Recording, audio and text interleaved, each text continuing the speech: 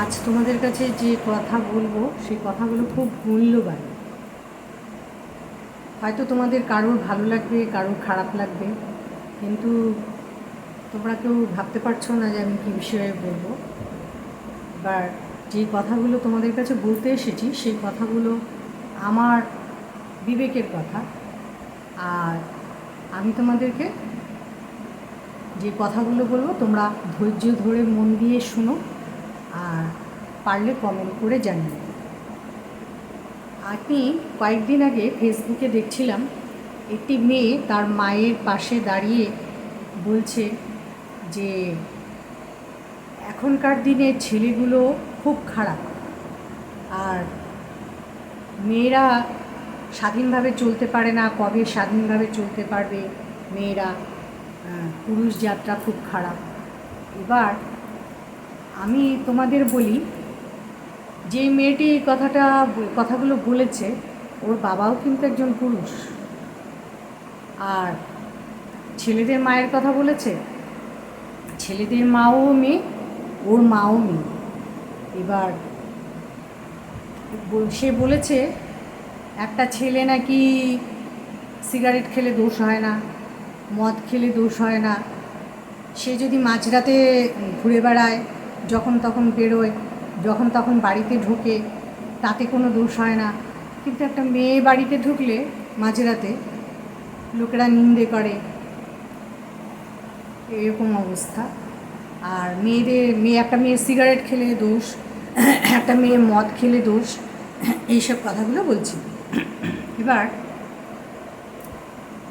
আমি বলি, এই যে আরজি করের কথাটাও সে বলছিল, আমি ওর কথাগুলোর চিন্তাভাবনায় যেটুকু বুঝতে পারি, আমরাও কিন্তু আরজি করের মেয়েটির জন্য অতি দুঃখিত। আর যেই ঘটনাটা ঘটেছে সেটা খুব লজ্জার, সেটা খুব ঘৃণার। এটা নারী পুরুষ নির্বিশেষে সকলের জন্যই লজ্জা। কারণ এই ঘটনাটাতেও কিন্তু 3টে মেয়ে কিংবা 2টো মেয়ে যুক্ত ছিল, শুধু ছেলেরা মিলেই কিন্তু কিছু করেনি। এই ঘটনাটা কি মেয়েটির চোখে পড়লো না যে মেয়েরাই মেয়েদের শত্রু? আর ও যে বলল কথাটা, এবার আমি তোমাদের বলছি, আমি নিজের চোখে দেখেছি এমন ছেলে রয়েছে যে মদ খাওয়া তো দূরের কথা, সিগারেটও খায়, খুবই ভদ্র। আবার এমন মেয়েও দেখেছি, আমার পাশাপাশিই দেখেছি, যে বিনা কারণে রাত 11টায় ঢুকছে বাড়িতে, তার মা বরণ করে তাকে খাওয়াচ্ছে, খেয়ে দিয়ে মা মেয়ে দুজনে গল্প ঠাট্টা করে তারপরে ঘুমাচ্ছে। এখানে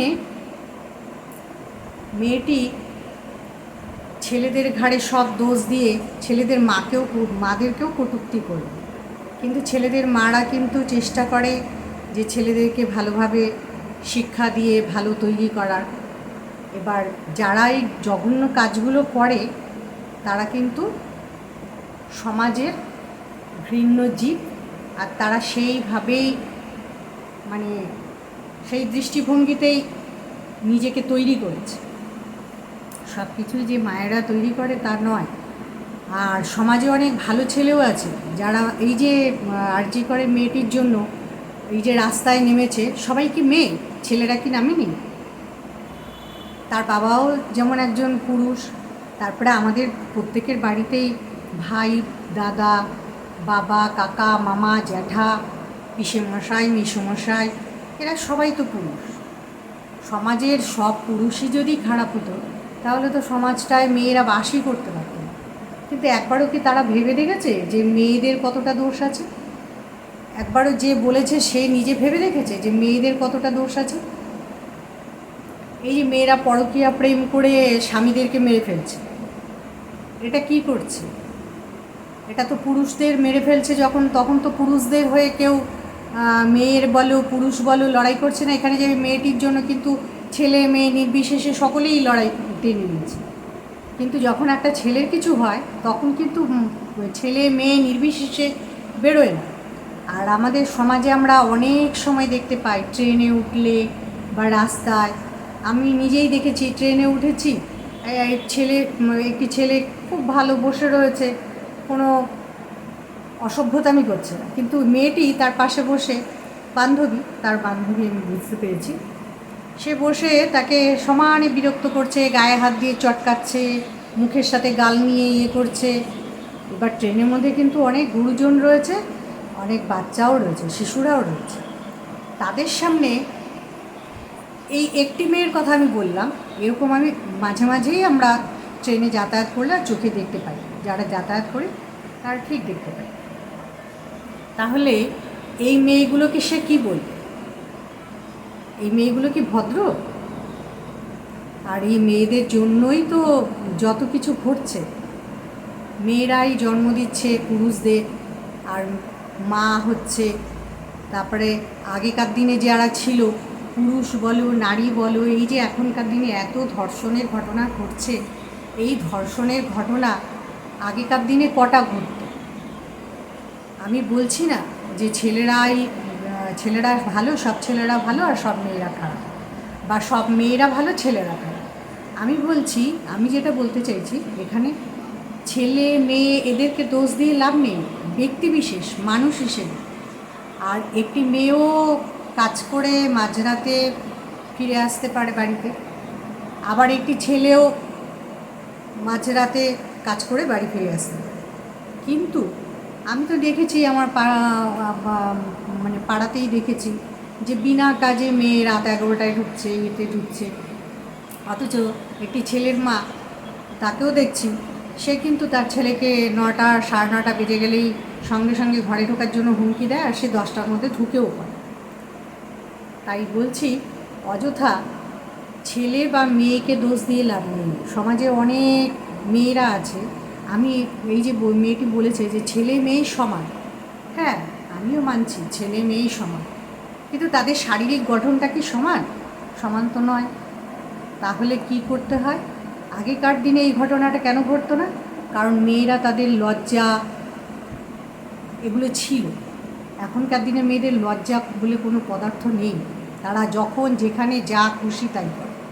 তারা না বড়োদেরকে মানে, না ছোটোদেরকে মানে। ছোটোদের সামনেও সব করে বেড়াচ্ছে, বড়োদের সামনেও করে বেড়াচ্ছে। তাহলে এই দায়ীগুলো, আর মেয়েরাই তো সমাজটাকে গঠন করছে। ছেলে বলো, তারপর বাবা বলো, সবার সাথেই মেয়েরা যুক্ত আছে। ছেলেরা পুরো সম্পূর্ণ ড্রেস পরে বেড়াচ্ছে, কিন্তু মেয়েদের দিকে তাকাবে তুমি, তাদের কোনো লজ্জা নেই। আমি সব মেয়ের কথা বলছি না, তবে ম্যাক্সিমাম মেয়ে তাই। ম্যাক্সিমাম মেয়েরাই ঘুরে বেড়ায়, যা খুশি পরে ঘুরে বেড়ায়। আর তাদের মায়েরাও, আগেকার দিনে একটি মেয়ের, আমি বলছি না যে ছেলে বন্ধু ছিল না, ছিল, কিন্তু সেটা লিমিটেড ছিল।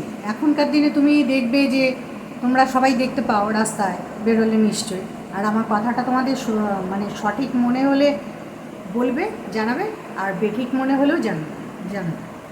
কারণ এখনকার দিনে দেখবে তুমি, একটা মেয়ে যাচ্ছে, তার সাথে 7টা ছেলে যাচ্ছে, 6টা ছেলে যাচ্ছে। কেন? আমাদের সমাজে কি মেয়েদের অভাব পড়েছে? মেয়ের বান্ধবী মেয়ে নিয়ে ঘুরতে পারছে না? হ্যাঁ থাকবে, ছেলেও থাকবে, থাকবে না কেন? আমরা বলছি না যে ছেলে থাকবে না। একটা ছেলে থাকলো, দুটো ছেলে থাকলো, কিন্তু তার একটাই মেয়ে কিংবা দুটোই মেয়ে 5-6টা ছেলের সাথে ঘুরে বেড়াচ্ছে। এগুলো আমরা হামেশাই রাস্তায় দেখি। তাই ছেলেদেরকে অযথা দোষ না দিয়ে নিজেদের দিকে একটু তাকিয়ে দেখো, তাহলেই বুঝতে পারবে এই সমাজটাকে কারা দূষিত করেছে। এই সমাজটা মেয়েরাই দূষিত করেছে, আর মেয়ের মারাই দূষিত করেছে ম্যাক্সিমাম। মিনিমাম আমি বলবো না, কারণ মিনিমাম মায়েরা এখনও, কিছু মা আছে যারা এখনও মেয়েদেরকে ভালোভাবে মানুষ করছে, ভালো শিক্ষা দিচ্ছে। এই শিক্ষাটা যতদিন আছে ততদিনই আমাদের পৃথিবীটা বজায় থাকবে। যেদিন আমাদের সম্পূর্ণভাবে সমাজটা দূষিত হয়ে যাবে, সেই দিন কিন্তু আমরা কে ছেলে কে মেয়ে এইগুলো আর বুঝতেই পারবো না, আর এগুলো চিন্তা করে কোনো লাভও হবে না। তাই আমার মনে হয় ছেলেদের দোষ দেওয়ার আগে মেয়েদের নিজেদের দিকে আঙুল তোলা উচিত। আর ছেলের মাদের দিকেও আঙুল না তুলে নিজেদের মায়েদের দিকে আঙুল তোলা উচিত। কারণ আমি দেখেছি ম্যাক্সিমাম মায়েরাই আজকাল মেয়েদেরকে ছেড়ে দিচ্ছে।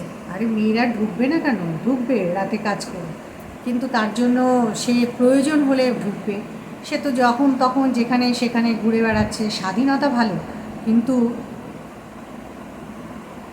মানে কি বলবো, স্বেচ্ছাচারিতা ভালো, ঠিক আছে?